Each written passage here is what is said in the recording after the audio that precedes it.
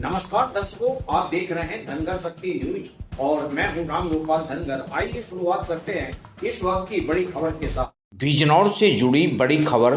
तालिब खालिद बंधुओं के कारनामों की गूंज अब सीधे मुख्यमंत्री दरबार तक पहुंच चुकी है।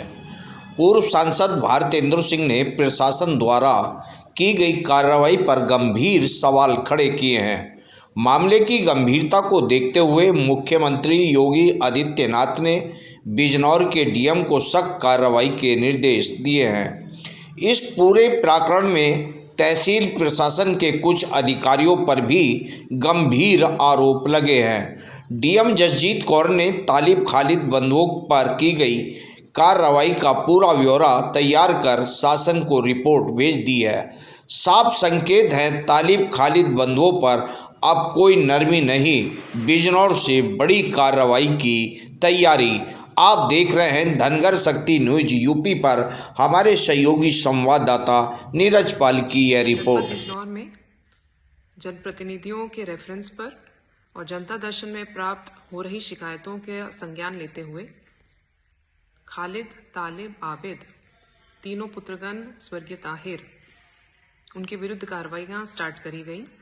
अगस्त 2025 से ये कार्रवाइयाँ स्टार्ट करी गई। इन तीनों पे मुकदमे दर्ज हुए। SC/ST धारा का मुकदमा भी लिखा गया। साथ ही साथ गुंडा की कार्रवाई स्टार्ट हुई। इन तीनों के पास 4 असलहे की सूचना प्राप्त हुई।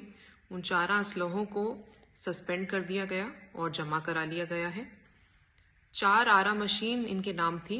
तालिब की वाइफ हुमा, खालिद और आबिद के नाम से उन चारों आरा मशीनों की जांच कराई गई संयुक्त टीम द्वारा और चारों आरा मशीनों को सील कर दिया गया, लॉक कर दिया गया और अभी उनका संचालन सस्पेंडेड है और आज भी सस्पेंडेड है।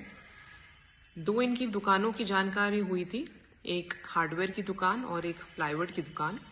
वहां GST विभाग द्वारा रेड करी गई और कुछ कमियां पाने पर वहां पर फाइन की कार्रवाई जो है वो स्टार्ट करी गई। जनपद स्तर पर असेसमेंट होने के बाद सेक्टर स्तर पर यह असेसमेंट होकर गई है और सेक्टर स्तर से इनको लगभग 2 करोड़ रुपए का असेसमेंट का नोटिस दिया गया है, जिसका जवाब ना देने की स्थिति में इनके विरुद्ध ये धनराशि वसूल करी जाएगी। साथ ही साथ इनके नजीबाबाद और नगीना तहसील में 4 स्टोन क्रशर्स का उल्लेख जो है शिकायती पत्र में किया गया था। 2 स्टोन क्रशर्स ऐसे हैं जो हुमा वाइफ ऑफ तालिब के नाम है, जिसका नाम ताज स्टोन क्रशर है नजीबाबाद में और सुपर स्टोन क्रशर है नजीबाबाद में। इसके अलावा 2 और स्टोन क्रशर हैं, सागर और स्टार, जिसमें इनकी अप्रत्यक्ष रूप से पार्टनरशिप बताई गई। चारों स्टोन क्रशर्स की जांच हुई टीम से और वहां पर जो भंडारण किया गया था उसका स्टॉक से मिसमैच होने के कारण उन पे फाइन लगाने की कार्रवाई करी गई। फाइन 2.5 लाख रुपए से लेकर 2 लाख रुपए तक का चारों पर लगा, जिसका इन्होंने भुगतान नहीं किया, जिस वजह से इनका सस्पेंशन जो है चारों हमारे क्रशर्स का सस्पेंशन कर दिया गया है और उनके क्रय विक्रय पे रोक लगा दी गई है। साथ ही वहां पर ताला लगा दिया गया है। इनमें से एक सुपर क्रशर जो है उसकी जब जांच पड़ताल करी गई तो थोड़े से सरकारी नंबर पे उसका अवैध कब्जा पाया गया, जिस कारण से उसको हमने निरस्त ही कर दिया है।